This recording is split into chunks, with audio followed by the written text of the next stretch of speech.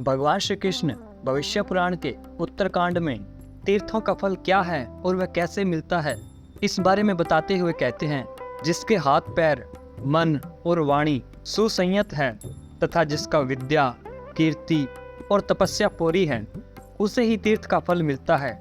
श्रद्धा रहित, पापी, संशयग्रस्त, नास्तिक और तार्किक, इन 5 प्रकार के मनुष्यों को तीर्थ का फल नहीं मिलता। उषा काल में सूर्योदय के आसपास संध्या काल में किया गया स्नान महान पातकों को नष्ट कर देता है।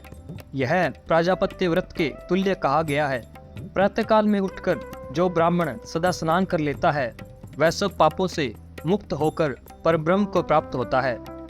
युधिष्ठिर जी, स्नान के 4 भेद हैं, ऐसा स्नान तत्व के ज्ञाताओं का मत है, और वे हैं वायव्य, वारुण, ब्रह्म और दिव्य।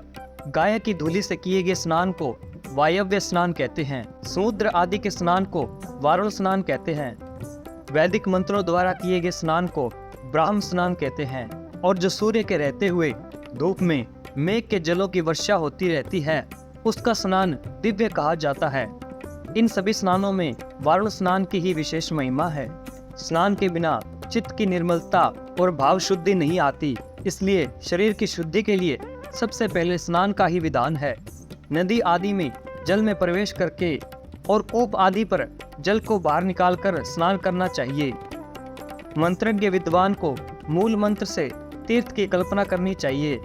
तीर्थ निर्माण का मूल मंत्र ओम नमो नारायण कहा गया है। तो इसी तरह कृष्ण जी द्वारा बताई गई इन बातों का ध्यान रख के हम तीर्थ का लाभ उठा सकते हैं और मनवांछित फल पा सकते हैं।